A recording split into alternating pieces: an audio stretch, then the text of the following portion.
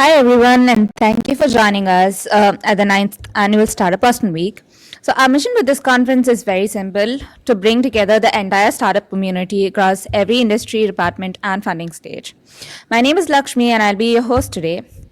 Before we kick things off, I do want to say a huge thank you to Suffolk University's Sawyer Business School for hosting this conference.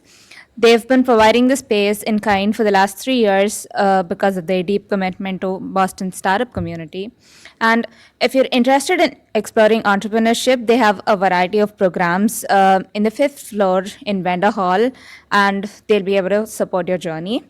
And thank you so much for attending again, and I'm going to hand over to Christina. Thank you. I don't know if this is close to me. Hi there. I'm Christina Party. I'm very excited to moderate the panel today about founder confessions and the highs and lows of entrepreneurship. While I am the moderator today, I can very much relate with these three, as I started a business when I was 25 called Shit That I Knit. Definitely the fish out of water here. I'm not a tech person. But it was quite a roller coaster over the 10 years of running the business. So I'm excited to dig in with these three about really the truth behind what it's like to run your own business. So before we get started, I'd love if you each could introduce yourselves and tell us a bit about your business. Start? Sure. So I'm Andy Lee. I co-founded Vincere Biosciences, where we are on a mission to conquer age-related decline, starting by increasing mitophagy, clearing damaged mitochondria for Parkinson's disease. My background's software engineering, though, so I've been coding since I was about 8 and still apply AI to pretty much everything we do. Hi, everyone. My name is Nicole Phillips-Bash, and I'm the co-founder and CEO of Catch. We generate interactive, shoppable content sent through text message, powered by our patent-pending technology, which analyzes 1 billion data points to connect consumers and brands in a personalized and authentic way. I actually am a lawyer in my past life, and I went to law school here for my JD and then got my LLM at Fordham Law. Hello. Hi, everyone. My name is Vincent. I am the co-founder and CEO of Thinkverse. And Thinkverse is actually the third company I started in the education space. I sold my first company, which is in college tutoring. The second one was in virtual language learning, which didn't go anywhere. So I have my fair share of highs and lows. So I'm excited to share. And Thinkverse is an AI math tutor for K-12 students. We work with districts to improve the students' learning outcomes. And we've been building it for just over 2 years. Thank you, everyone. And just so you guys know, I'm going to ask these three some questions, and then at the end, we'll have an opportunity to ask questions. So please just keep those to the end and raise your hand. So Vincent, let's start with you. I read that your parents are entrepreneurs and you are inspired by their resilience and risk-taking. Can you share more about how they shaped you as a founder and a business owner? Of course. Yeah. So, I'm relatively young, and I'm on my third startup, and I really attribute that to my parents, because they helped me with an early start. My first company, college tutoring, I started in my second year in college, and scaled it to be the largest college tutoring company in Canada for international students. The reason I think I was even thinking about entrepreneurship was because of my parents. They started a auto part import and distribution company in China. The reason I'm so drawn to entrepreneurship was that I was able to witness the positive impact it brought to not just themselves, but the family and even their hometown, where they hire a lot of talents from, and then changed a lot of lives through entrepreneurship. And just the positive impact brought to the people they care about is just amazing. And another thing I really witnessed was the resilience and the hard work. One vivid memory I have about them building the company was, this is like almost 20 years ago, I think.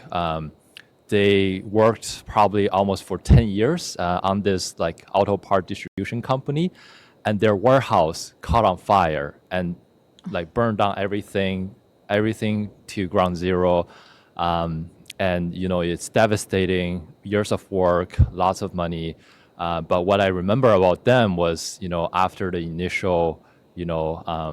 initial sadness, and they were able to rebound very quickly. And the positivity, they were like opening again, probably like day 2, day 3. They reestablished the supplier relations, etc. And it really stuck with me because this is the type of like personality or just habits you have to have as an entrepreneur that help you rebound from the lows, because you can't control what happens to you a lot of time, but you can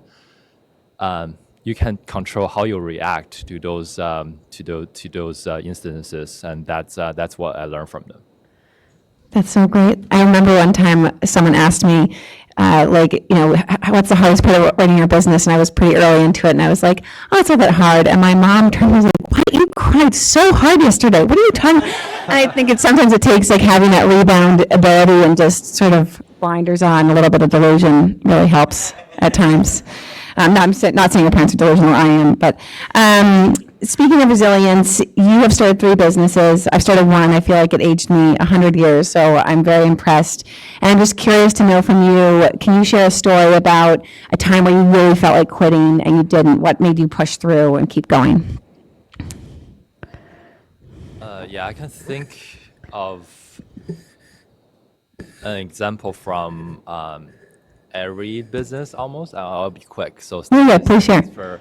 Per company. So the first one, I think the toughest moment is when I found out the company was growing really quickly. It's the college tutoring company in Canada. It was growing really quickly, but I had a serious misalignment in value with my co-founders, and that is just not fixable. And then to be more specific, so we were, really focused on learning outcomes. We were focusing on how to improve your grade as a college student in the easiest way. And obviously the easiest way is you don't do any work, and then you just take, some gray area stuff.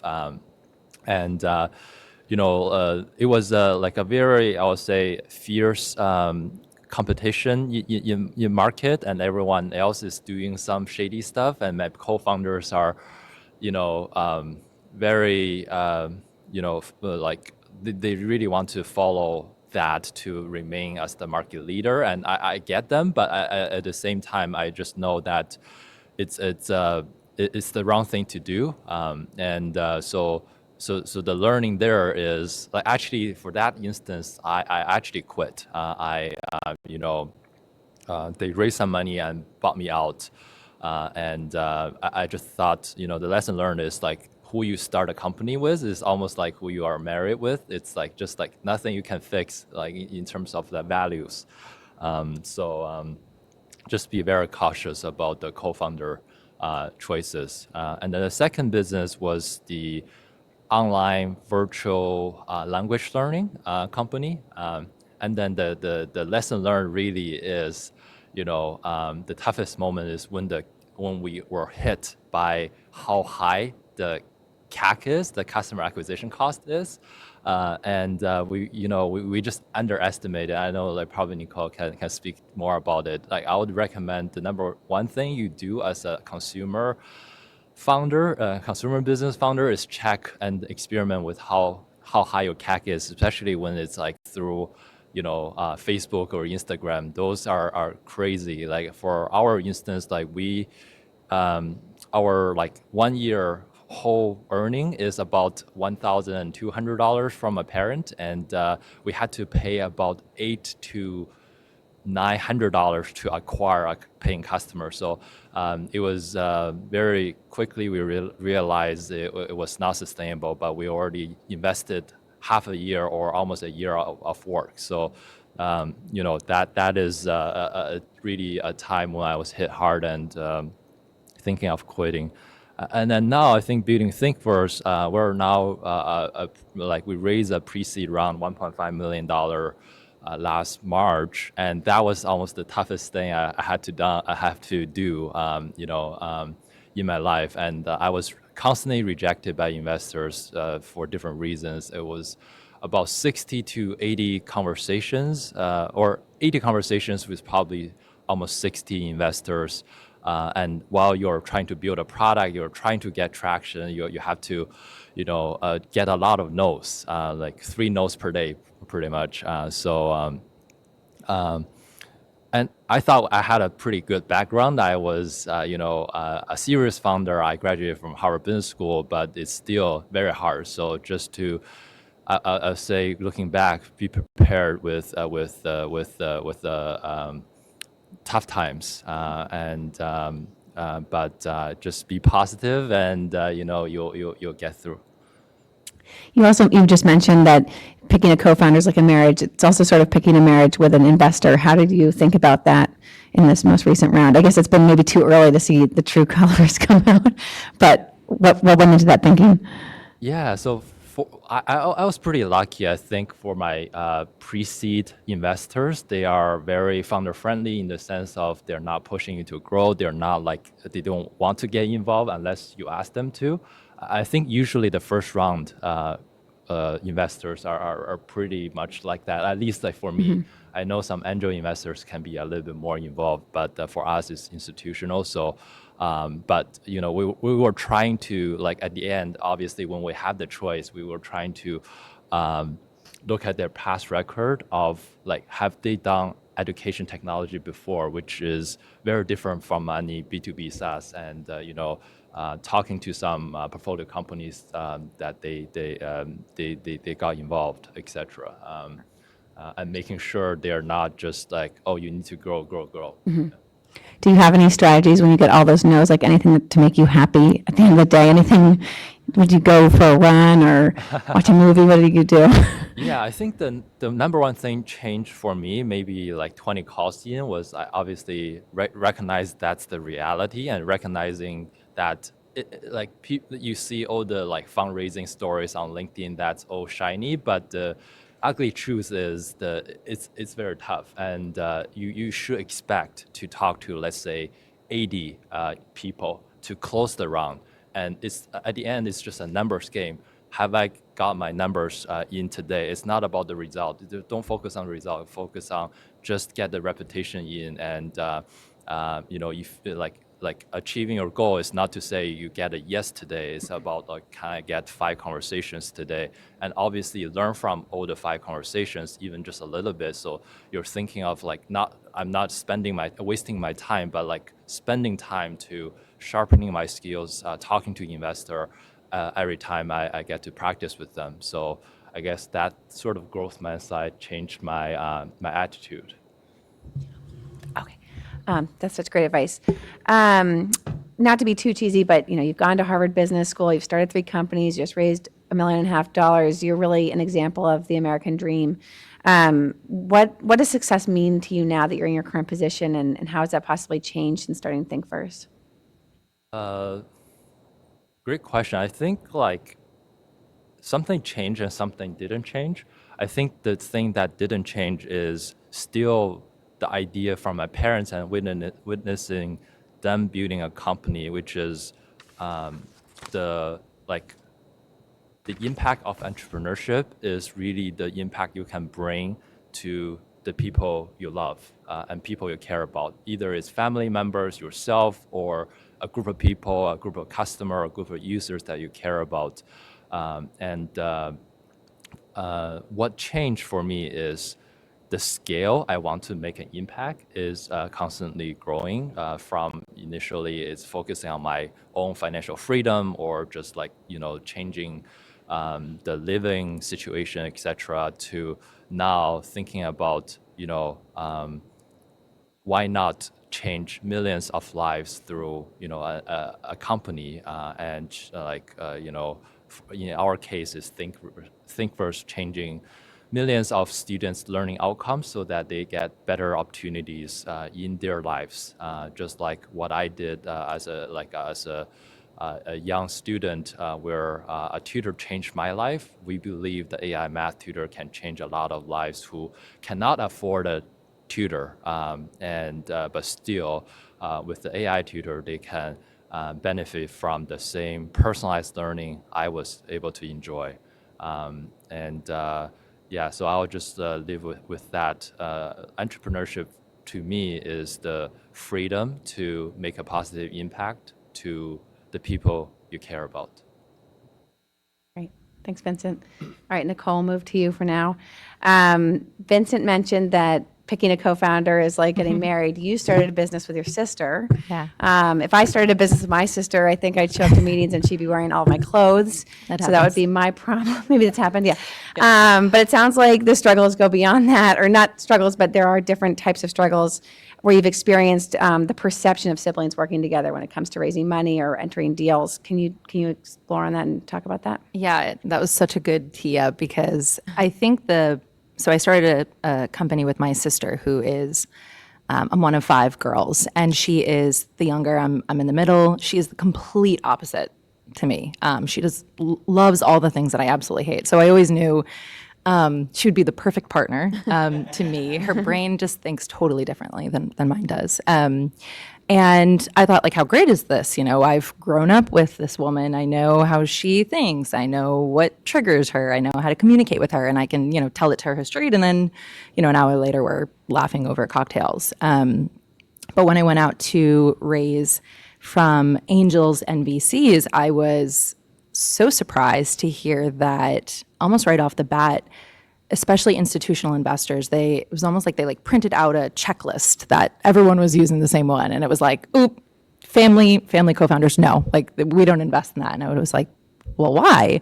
And they had some really good reasons. It's very emotional. Sometimes there's family feud, and but that happens no matter who your co-founder is. And I just thought, well, there's this inherent trust. And I think money really brings out the ugly in people. And things are always great at the beginning, but when it gets really tough, you need to have those hard conversations, and you need to make sure that you're aligned and ask, and, things are constantly changing. So I was so surprised that we got so many no's just because of that. I mean, this is what they say, who really knows? But I would not change it for the world. To me, starting a company, my baby in a way, with a stranger or someone that I don't have a really strong history with, again, when things get ugly and money's on the line and you've raised investment, it just seems so crazy. I want my sister by my side because we'll get through it, and we're aligned with goals, and she stays in her lane. She's really good at the things that I'm not, and I stay in my lane, and it works really, really well. So those investors missed out. Speaking of investor woes, you've spoken in the past about how you once turned down money from an investor who was dishonest with you. And can you share, I mean, it's really hard when you really need money to turn it down. That's really difficult to do. And so I'm sure that was a low, but can you talk about how that paid off in the end and was the right decision? Yeah, it's that delusion again.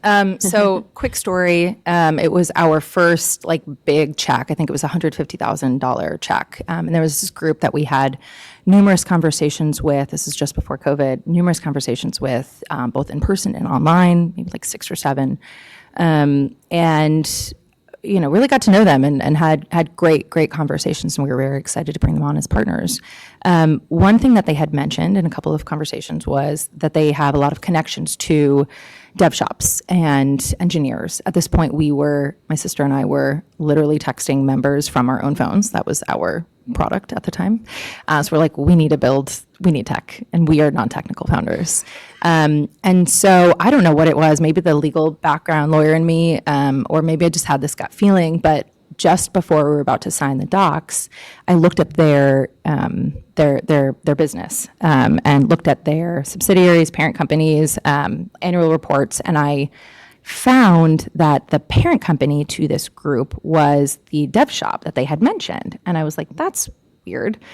Is that a coincidence? So I confronted them and said, what is the relationship here? I've spoken about them, but I didn't know that it was such a close knit. And they're like, yeah, that's who owns us. And, the deal that we have is we invest in you, and then you are going to use them. We'll give you a discount on the engineering, but they are going to build your product. And that expectation was that's a fine model. There are companies that have that, but that was just not the expectation that I thought. And I was just like, no, that was so misleading. No way. So we turned down our first $150,000 check, had no backup. But it was just kind of one of those things like, it's not going to go where we want it to go. And I would rather die trying and, with my pride and feeling, going with my gut. And we ended up going on and raising about 1.8 million after that from great investors. So it was hard at the time, but you can't start off a relationship with investors that way. So I'm glad that I said no to that nice chunk of change that would have been awesome to have at the time. At that point, were you just starting the round, or was that going to be that was the first check that was going to be? Yeah, I think they had approached us. We weren't even thinking about fundraising, but the more we were talking to them, we were like, okay, yeah, we really do need to raise. And then right from there, we kind of kicked off, starting to talk to angels, and we were warmed up, if you will. Yeah, it's tough. Speaking of just, switching plans or not going that same direction, when people go to business school, we often talk about having like a really ironclad business plan and sticking to it. You have your 5-year plan, you have to hit these metrics. But it sounds like a year and a half ago, you completely changed your business plan, which I'm sure was a lot of uncertainty and nerve-wracking and maybe hard to explain to investors or hard to explain to current partners. So can you tell us about what that change was, what it was like in the moment, and then how it is now? Yeah, so when we started, so we have a B2B to C business model. So we work with brands like Nike, Under Armour, Missouri, and then we have consumers who sign up to our platform. So got to make our lives difficult, right? Having two customers. So when we started out, we needed access to inventory from really great brands. Recommendations are only as good as the inventory that you're sending. So we partnered with brands like Nordstrom very early on a commission basis. So they would give us access to their inventory. Our algorithm would take that inventory, spin it up, send it out to whoever thinks is going to enjoy that. And then from a click, if they purchase, we will get a commission. It's very, very simple. But as we started to grow our user base, and the great thing is we use text message, so we can literally chat with our members whenever we want. And we do. We started to realize the value on the shopper side. And we're really very focused on building this for these shoppers. If you build it for the shoppers, the brands will come. They were like, we get 5 recommendations a week. We love them, but we're not going to buy all 5. This is great for discovering new brands and like getting to know products that are trending and stuff like that. So it was much more of a discovery top of funnel. Whereas our business model was very focused on like buy now, think of like coupon companies. They're like the last click. It's like someone is looking for a coupon if you are ready to buy something. And so it was really misaligned, and it was hard because we had a lot of great partners on this commission side, but we were like, we gotta find value where we can control and where we're really, really good. So we went back to the drawing board and we said, okay, we're going to keep commission for some of these brands, but other ones we have to move to a cost per click model. And so brands now pay us per click that we drive. We're sending millions of product recommendations every month, and we have a 28% click-through rate on average. So we're like, this is lucrative. This is really like where our value is. We want our revenue to align with that.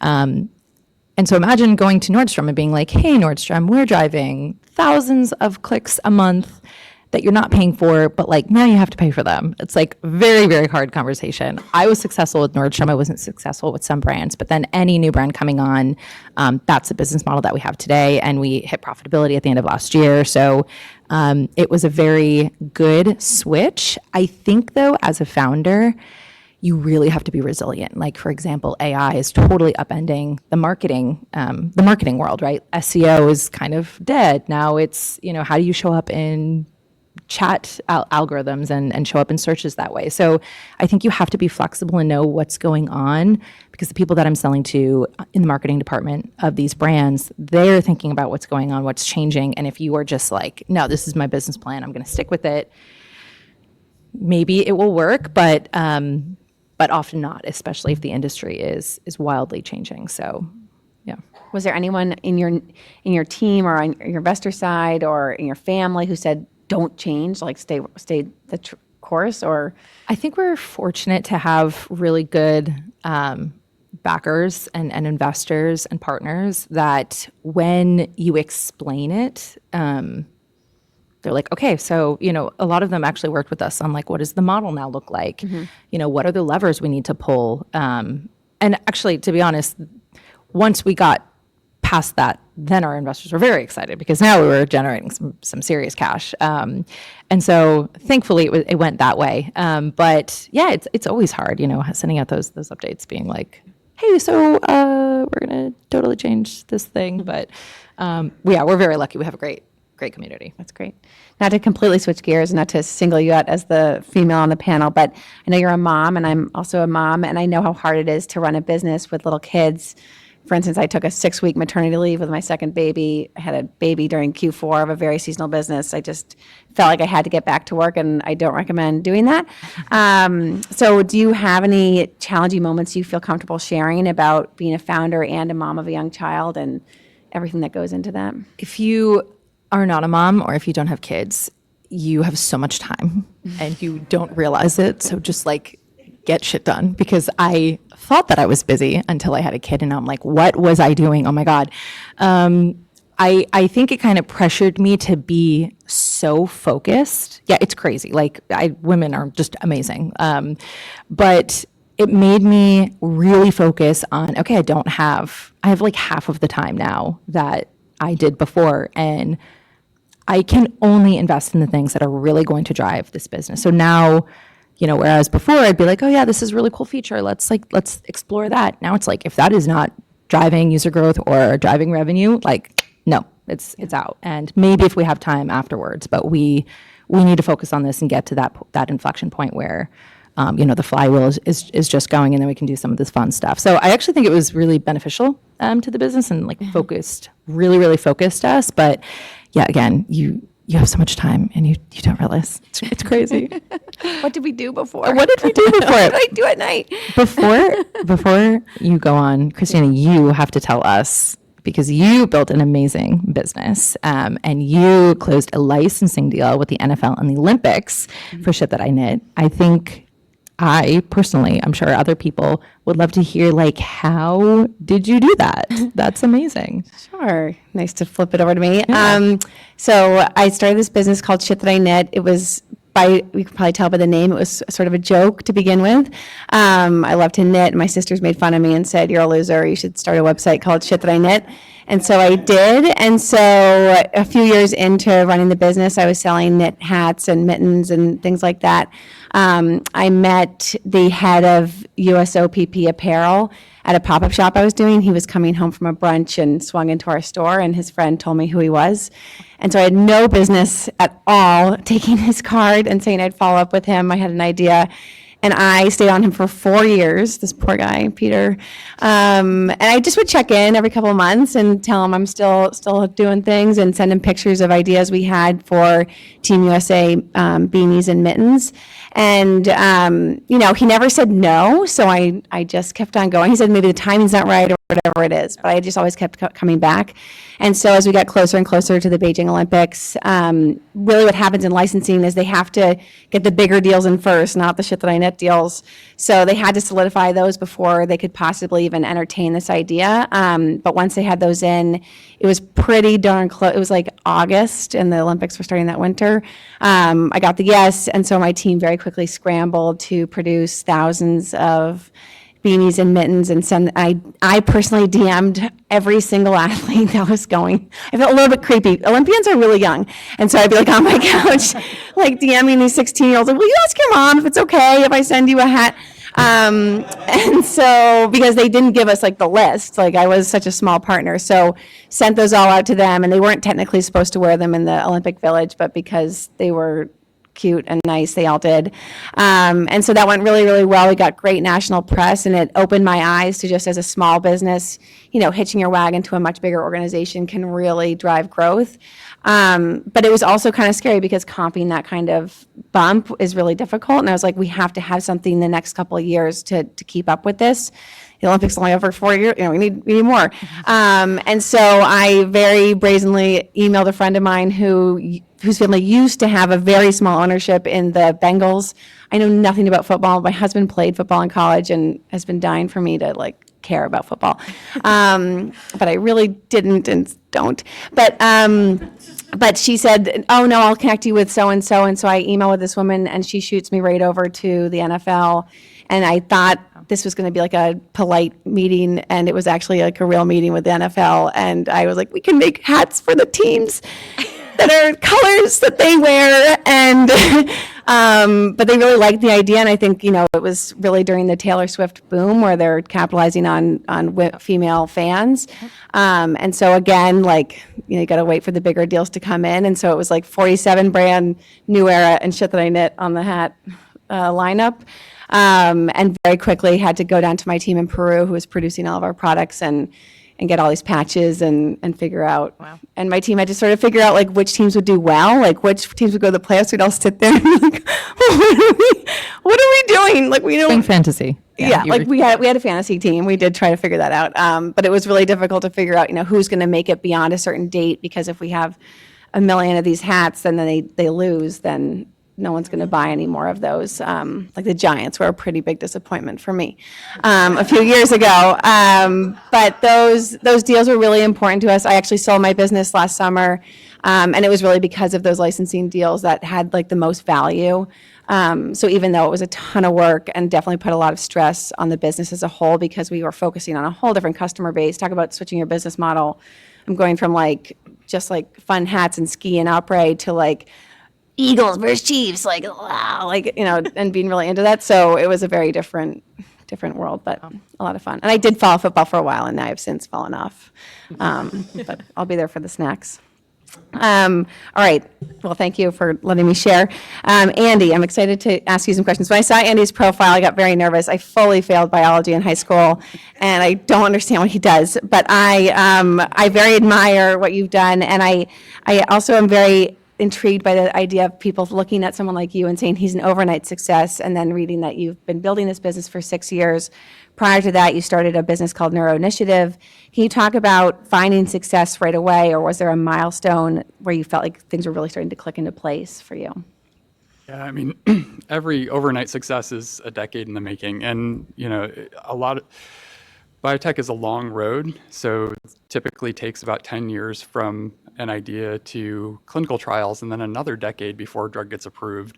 And so we're getting ready to take our first molecule into the clinic next year, which in a lot of ways is like we're just finishing the normal season and getting ready for playoffs. And like now's where the eyes really start to come on. Now I get it. Yeah, right, exactly.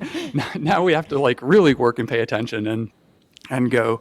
But I think you have to pick a problem that you're passionate about. I think that's the key thing. Like this will be a long road if you want it to be a long road. So pick something that you'd be willing to do for the rest of your life. Make sure you surround yourself with people who you would like to be around all day, every day for the next decade. That can be hard to tell sometimes, but it's really important. And that goes for employees, founders, investors, customers, everybody you work with. You can find some really hard people to work with, and you can find some really easy people to work with. Do yourself a favor and surround yourself with people who are easy to work with. Great. Your technology could change the lives of millions of people, and I would imagine that adds a fair amount of pressure to what you do every day. Do you ever experience imposter syndrome, or just like, oh my God, we need this to work kind of feeling? Yeah, I mean, it's really, that pressure is really motivating. Like Parkinson's patients are still benefiting from dopamine replacement strategies that were invented in the 60s. Like technology just has not helped those patients yet. There's no drug that can stop the progression of the disease. So we set out to go back to, let's use AI to look at all of the facets of what happens, what genes cause the mutation, cause the disease, what pesticides can cause the disease, what can you see when you do blood tests and brain samples from patients, what do you see while they're still progressing, what do you see after they've died, all of these billions of parameters that a decade ago AI allowed us to look at in a really interesting way that was just not possible. So all of that told us that it's the mitochondria, the powerhouses of the cell, that after time, they start to spew out toxic waste. And if you don't clean them up fast enough, then the neurons start to die, and then you get this progressive disease. So coming back, it's like, if we don't do it, nobody will. We saw that this was the problem that needed to be fixed, and there were no drugs in the world that could do that.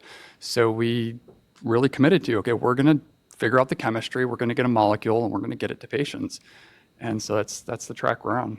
And talking about that external pressure, what about internal on your team? It sounds like you have a lot of employees. You mentioned when we were chatting briefly, your first employee bought his house. Like, can you talk about that pressure? Yeah, that was a scary thing. So, coming from the software world, I'd been through a couple of industries. I was working a full-time job. I actually co-founded the company with my wife, who's a neuroscientist. So she had that medical and science side of it while I had the technology. So we were in an interesting all-in kind of situation. I was able to kind of keep the lights on while she came full-time to get some preliminary data. That was able to get us to a grant from the Michael J. Fox Foundation. That was kind of enough runway to get me to quit my full-time vice president job to say, okay, we're going to go all in and make this happen. That was scary. But then when our first employee bought his first house, and I realized that guy's mortgage, that family's mortgage is dependent on me keeping funding coming in, that was scary. That was real. It was like, okay, this is now a different level of challenge and takes a different level of commitment. Fortunately now, 8 years later, everything's still good. He's still good. Everything's moving along. But you just you have to keep building as you go. Since everyone else has shared their co-founder marriages, your Yeah. literal co-founder marriage, we don't need to, have a therapy session, but have there been, comments from investors, or what is it like in the workplace, or can you share any experiences? Yeah, definitely. I mean, as you were sharing, a lot of investors just have these criteria lists that they check that box. You're married, we don't do families. They're not going to look at the deal. And so you just know, okay, well, that's a misalignment. We're not going to work with them. And you find the others. There are millions of accredited investors that might make angel investments. There are, tens of thousands, hundreds of thousands of institutional VCs who will do investments. So it is a numbers game in some ways that, be true to your core and then go after very aggressively the ones that fit your profile very well. As to, the logistics of founding a company with my wife, we do hear from a lot of people like, oh man, I could never work with my spouse. Like that's crazy. Don't you drive each other nuts? But I think having your known roles and responsibilities is super important. Like she's really good at strategy and vision and science. And I'm really good at logistics and operations and technology. And so we have these complementary sets. We know where that Venn diagram overlaps, where I can speak enough science to talk to investors and partners on the early BD, but then there's a point where I'm going to have to hand them off for the deep diligence. She started her undergrad as a computer science major, so she knows enough technology to help prototype and design and think about how we can apply AI in interesting ways. So I think those are useful. But then another key thing when you have to go home at night is knowing the spatial separation of your roles. Like at the office, we're coworkers, and you don't show affection around the office. You keep those things separate from the coworkers, and you're professional. You go home, when you're sitting on the couch at night, you don't ask a business question. So I might Slack or email her when I'm sitting right next to her because that's not for this person. She's my wife at this moment and not my coworker at this moment. And so those sorts of boundaries are really helpful.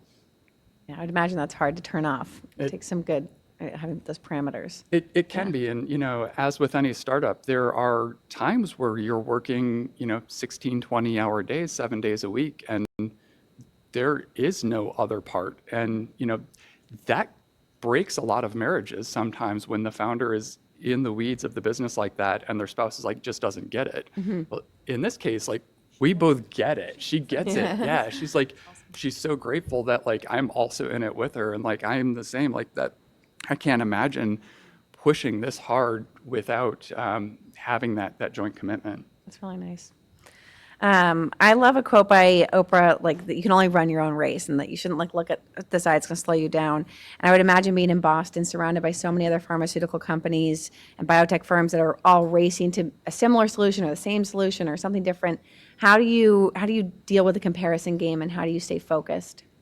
Yeah, it's an interesting one, and there's a ton of competition. And actually, was talking about this with Spring, my wife, earlier, and she has a really good analogy for this. That it's like when you're on a basketball team, you're all competing for who's going to put the most points on the board. You want the highlight reels, but at the end of the day, you want to win the game more than anything. So in the biotech world, these other companies that are working toward cures for Parkinson's that might be even in the same biological pathway as us are not really my competitors. Like, yeah, I'd rather make that shot, but if I can pass the ball and they make the shot, or vice versa, like we collaborate, we pass data back and forth, and it keeps moving things forward. Because at the end of the day, helping those patients, that's winning the game. That's what we are all fighting for. So there isn't really the same kind of cutthroat competitor mindset as there might be in some other areas. And you mentioned when we were chatting just about like that if another company solves the idea, another pharmaceutical company will come and buy you guys because you have that.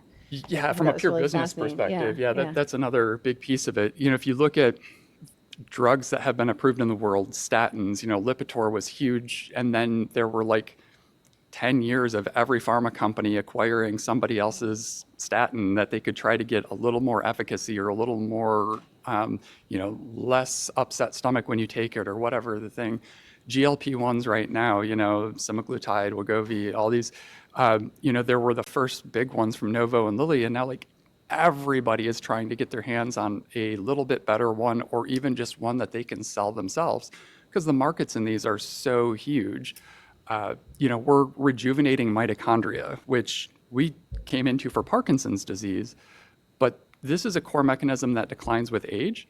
So we see now preclinical evidence for improved recovery after kidney injury, reduced aging in heart cells. If you knock out the protein that we're inhibiting in flies and worms and mice, they live 30% longer. So there's potential that like this mechanism might actually extend lifespan and be like a pipeline and a pill that fixes a bunch of things. There's so much upside in making people live longer and healthier lives that like if our competitor gets to market first, somebody else is still going to partner with us to take it, or there's some other market or some other part of the world. Like there's enough upside to go around. Oh, great. Thanks for sharing. That was learning for me. I love that, learning about that. I thought we'd open up to questions. If you don't have any, I have some quickies, but would love to hear from the group. If you have any questions for this wonderful panel? Yeah, right here.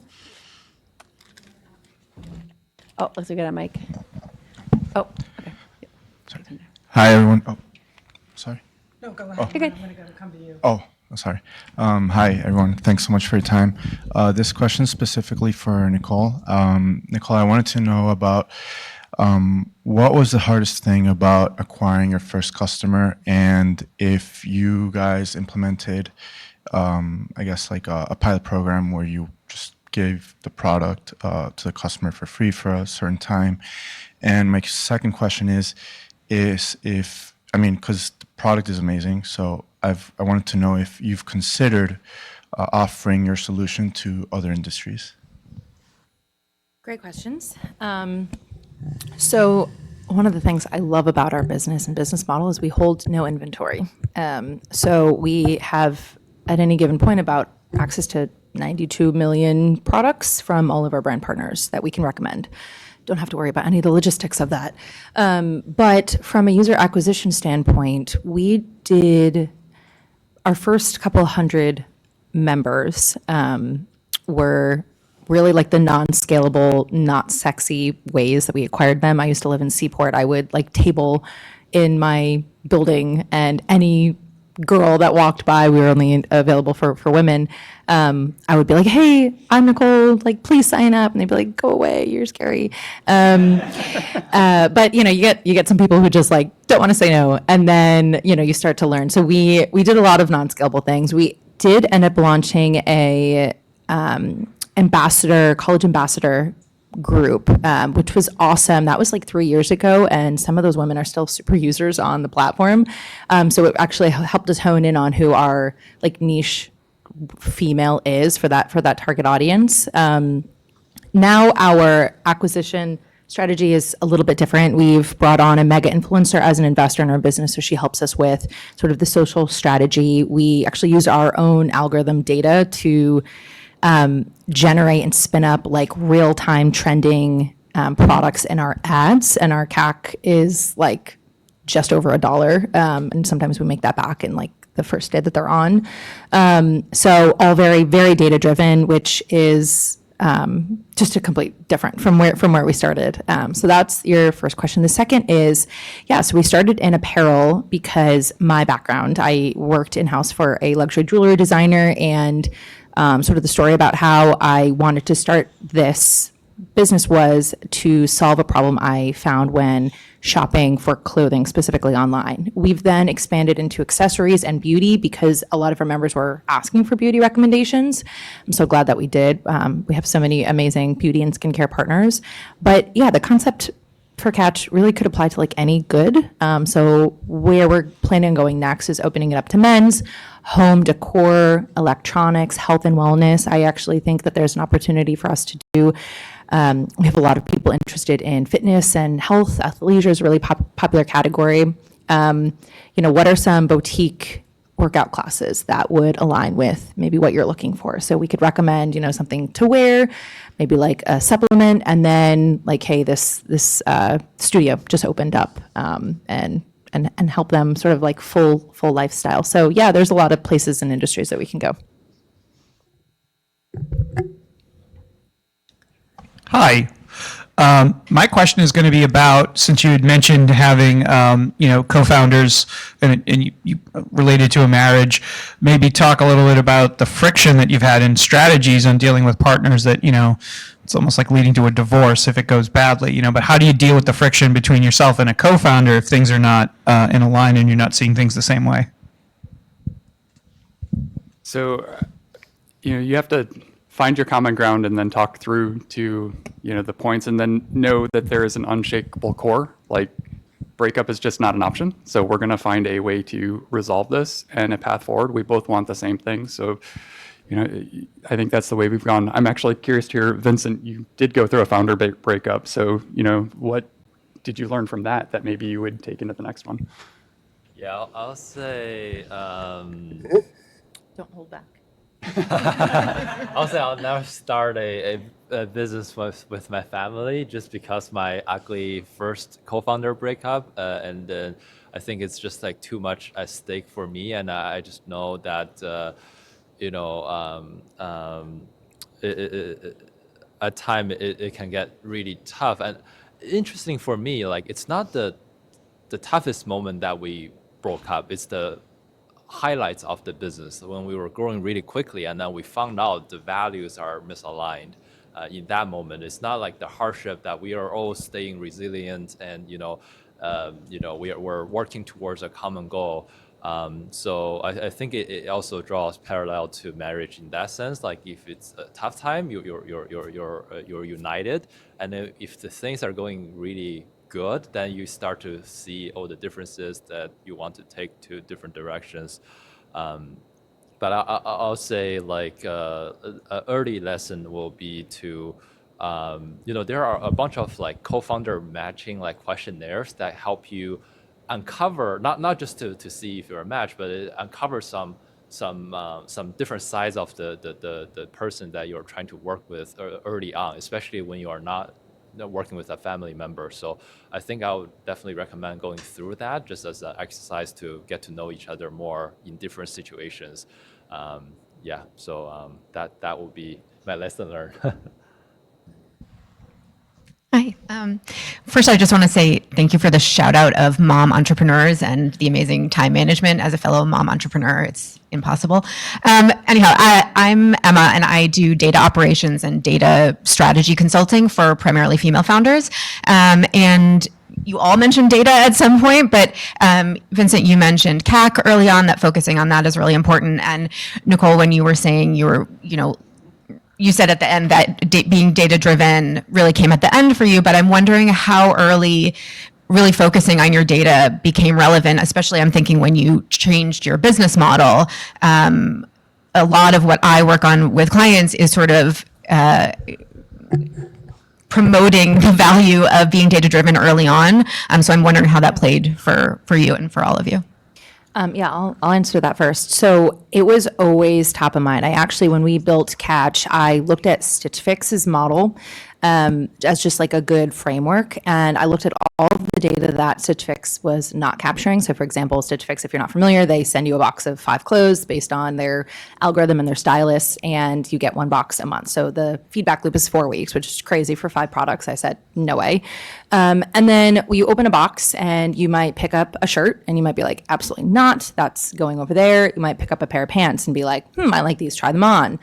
Think about them, snap a picture, send it to your friends, the next day go back. So these are all those touch points that someone like Stitch Fix is not able to capture, and I wanted to capture them. I wanted to know every time you were going back to a recommendation. I wanted to know if you're sharing it with your friends, if it's something that you like but you're just not ready to buy. And so from the early days, that was something that we built into the product. And so with our product recommendations through text message, the magic really happens because it's interactive. We tell our members you get 5 recs every week to love, like, dislike. We can track if you are clicking it, how many times you're clicking it, if you're sharing that link. It's all unique to that member. And so we captured a lot of data in the early days. We didn't necessarily use all the data, and we still don't use all of the data that we're capturing. But I think the idea is we will probably get acquired for that data because I can see what someone is loving from Madewell, hating from Under Armour, buying from Missouri in real time. And each of those individual brands has an idea of what their shopper is doing, but they don't really know. So owning that data, having an insight into it, and making it collaborative. So it's not like, let's build a recommender system to like assume what people are doing. We literally just ask them and they share that data with us. So it was always top of mind. Yeah. I can go quickly next. So I think obviously like for the role of data is different for different companies. I think for the second company, it's consumer, and you can say customer acquisition cost is a piece of data. Obviously, it's like just a piece of information you want to know early on before you invest too much in the business. And then right now, we're building an AI math tutor, which means I think like right now, the most important piece of data is like how we can use different, I guess, parameter to personalize the experience for the student, like student A versus student B.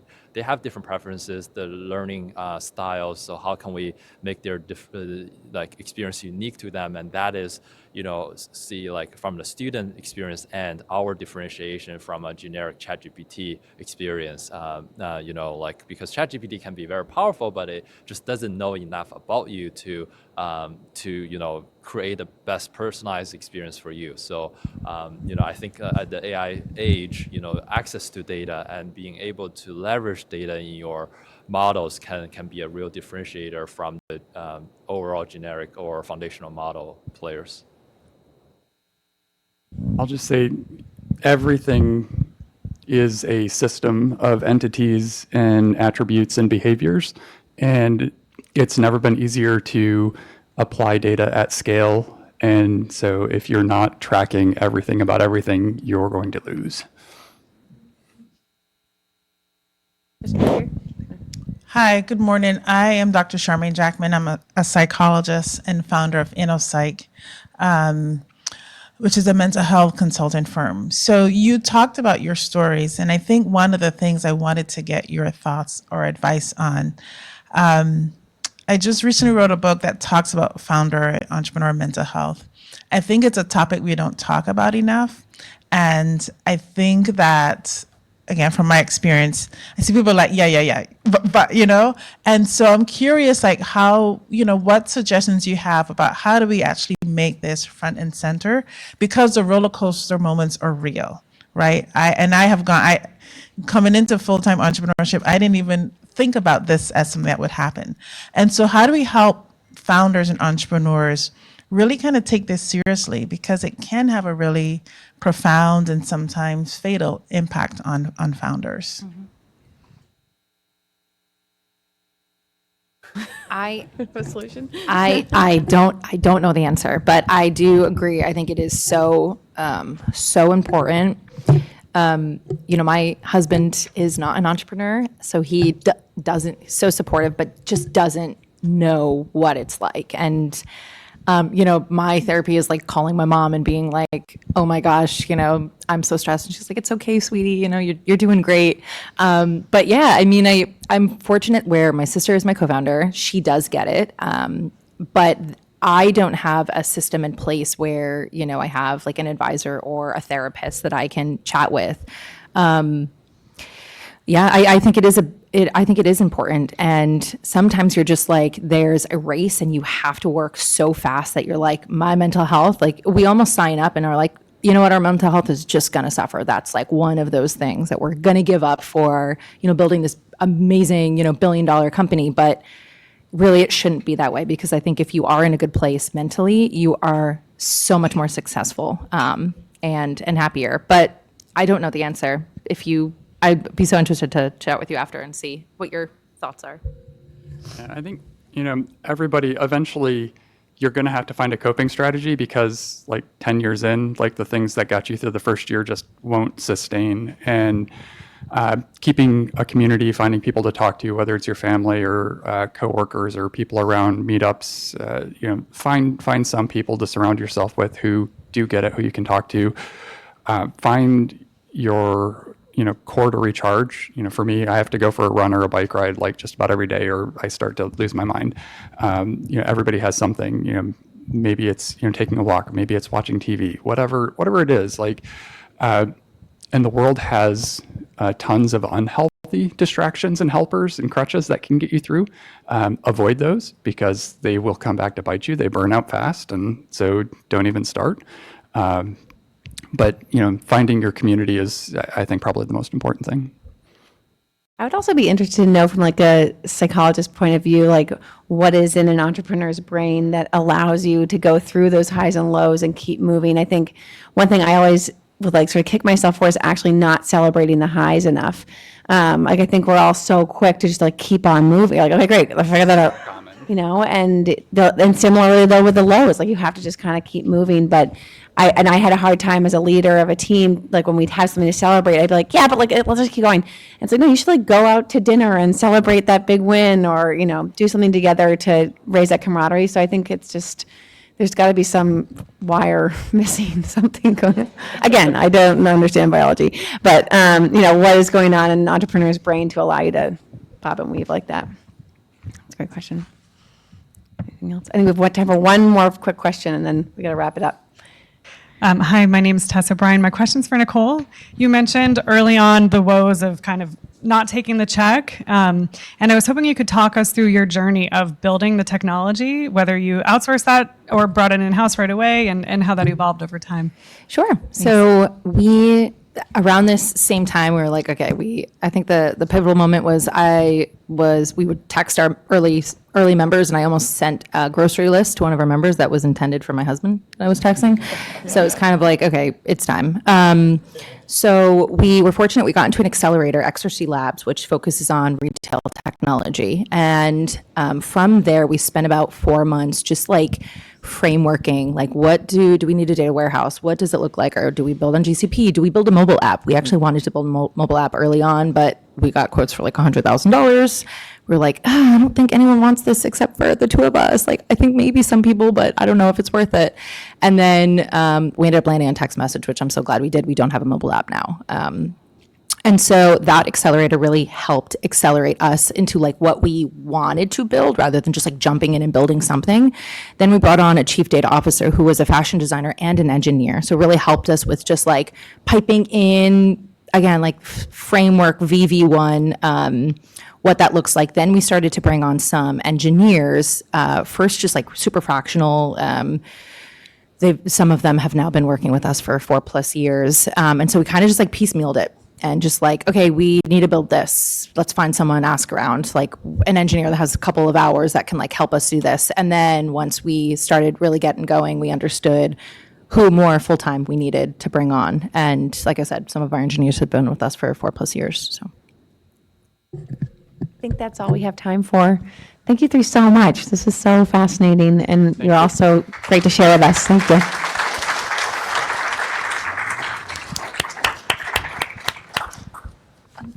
Thank you for amazing session and the audience for amazing questions.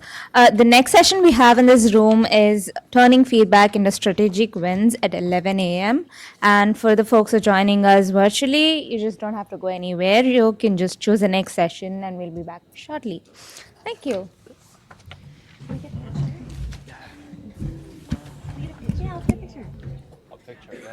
Oh yeah, there we go. Of course.